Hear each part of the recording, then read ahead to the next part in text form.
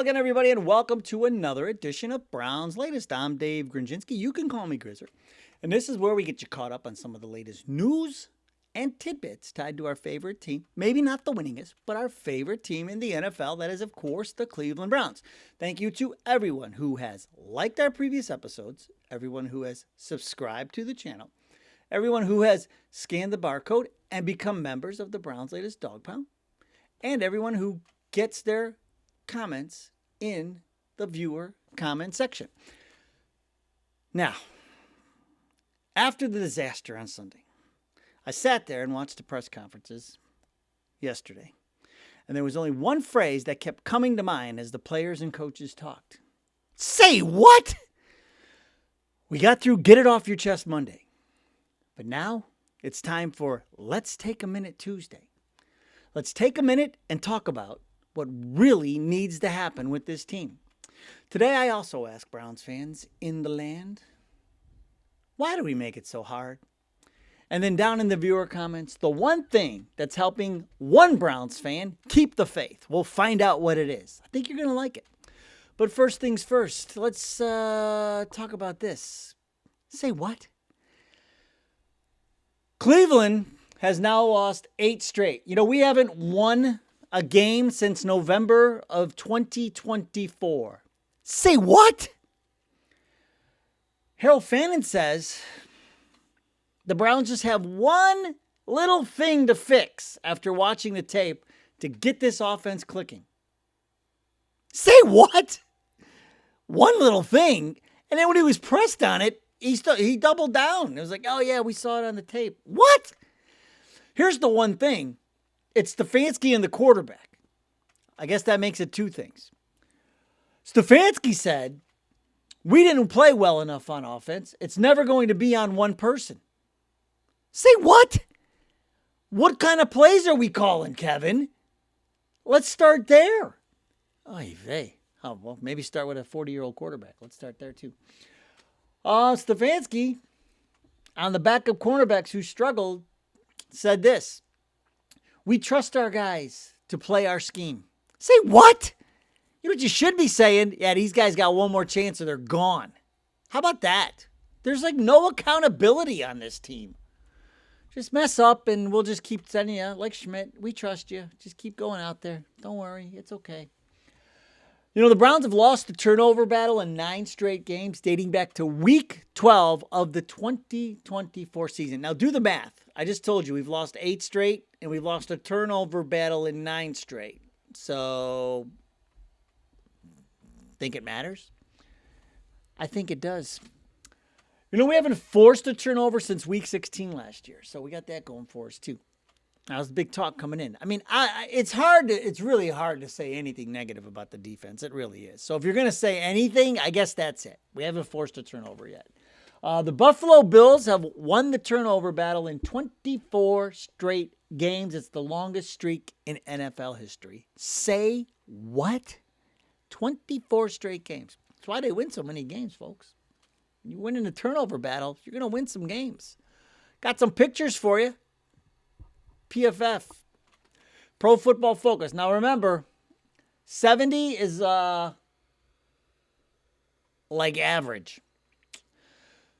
Cornelius Lucas at tackle, because Conklin can't play, of course, because he's hurt, of course. Batonio with another 70. So our average offensive line was average again. But what do you see these? You flip over to the defense. Look at Devin Bush. That's elite. You're in the 90s, that's elite. Miles, I mean, you can't say enough about him this year. Devin Bush, too. He's saying he's off to his best start of his career. He has a sack, 3 passes defended, 15 tackles, racking up the PFF stats. Grant Delpit, he backed up his talk. How hard is it to tackle Derrick Henry? Not hard. 86.5 on 51 snaps. And Malik Collins was named to the PFF, like I said, the PFF All-Star Team of the Week. He was named to the Team of the Week. So Malik Collins also getting some love from PFF.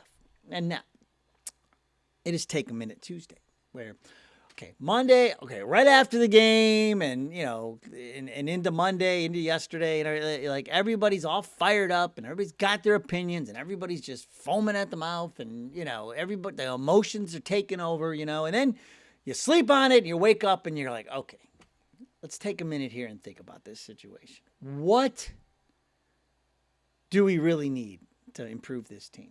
And I talked about this yesterday, but I am dead set on Flacco gets no more than 2 more games. If you want to play him against Green Bay and Micah Parsons and all that, and then you want to stick him out there in front of Detroit's defense in that dome, which is a super tough place to play, that's fine. But we already know how it's going to end. I mean, there's really no point. But if you want to do that, that's fine, and then turn it over to the rookies. So I'm not back. That wasn't a get it off your chest Monday. That was this has to happen. Here's the other thing that has to happen. This is after thinking about it, and the Stefanski era has got to end. We need to promote Jim Schwartz to head coach and let Reese run the offense, call the plays, simplify everything, just let everything go through one guy. I mean, this nonsense of him just with the Denny's menu calling the plays and some other guy being the offensive coordinator, it's just ridiculous. These are his plays. This is his offense, and we can't do anything. We can't make adjustments in the second half. We can't see the fact that the short middle is wide open the entire first half. We're going to keep chucking it down the field. We can't pick up on the fact that we're rushing for 6 yards a carry, but we're going to chuck it 45 times. He dropped back 48 times, threw it 45. And we ran the ball for less than half that. We'll get to that in a minute. How is that a balanced attack? Unbelievable. I am done with it. I am done with it all. I wanted Vrabel. We didn't get him. Is he on the hot seat, though? Probably not. But Miami, Mike McDaniel's on the hot seat. The Giants, Dable's already on the hot seat, even though they had that crazy loss against Dallas. Brian Callahan with the Titans. They got a number 1 pick. They got the top quarterback in the draft, right? So, yeah, he's on the hot seat. His second year. Stefanski's been here just 6 years. Not on the hot seat. Don't get that. That goes back to Haslam. Another guy that needs to be on the hot seat. Bubba Ventrone needs to go. This special teams, it's just, we need a fresh start. We need somebody who can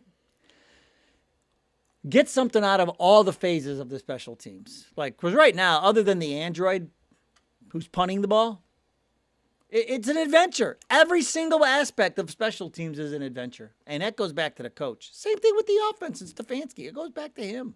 It starts with him. You got to simplify this stuff. Judkins and Sampson have to be RB1 and RB2 going in. Why did we'll get to Ford. Again, we'll get to it. But Judkins and Sampson are your guys.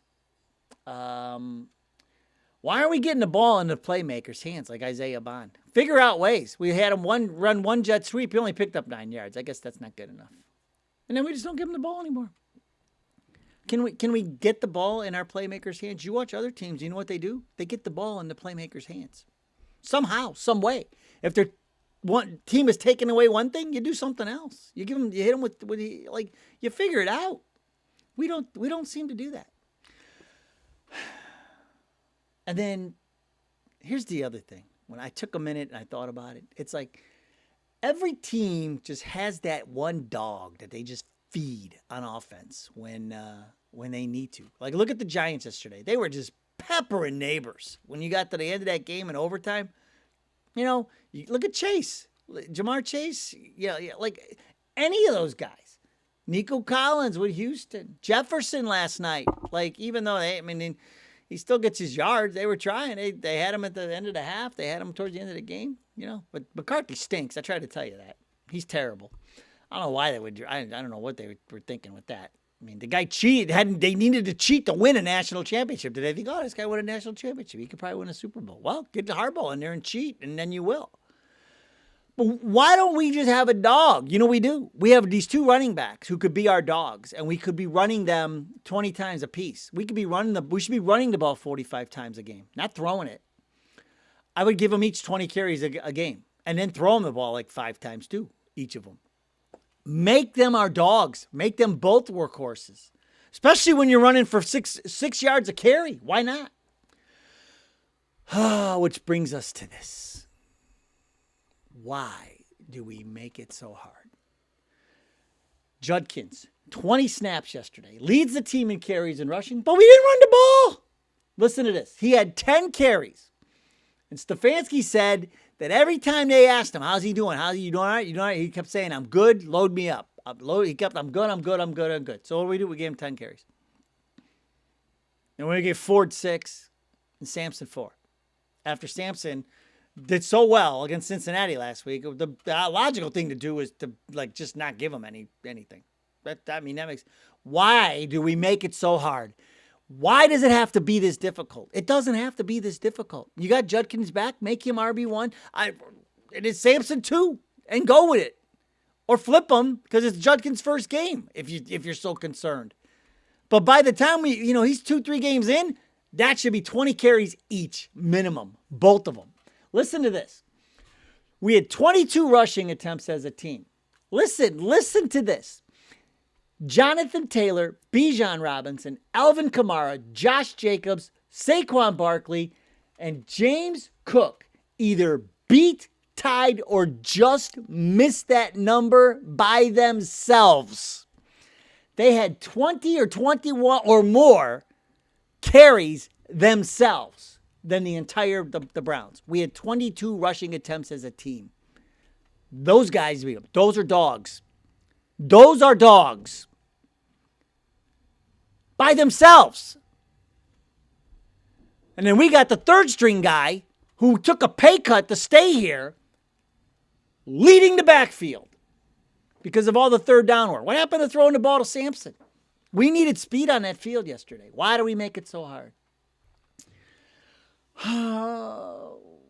Why can't we ever pick a lineman in the draft and start developing guys and have guys that we can just plug in when Conklin gets hurt? That's every week. We sign Conklin and we keep paying him, and then we just have a guy there to play for. So Conklin just gets his money and goes sees the doctor, and then that guy would just play. There's a plan.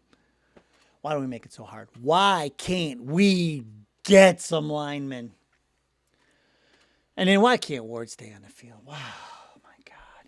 Why is it that Ward comes off the field and you got to rely on Mitchell and Harden, and why can't we have capable backups? Why can't we ever have capable backups?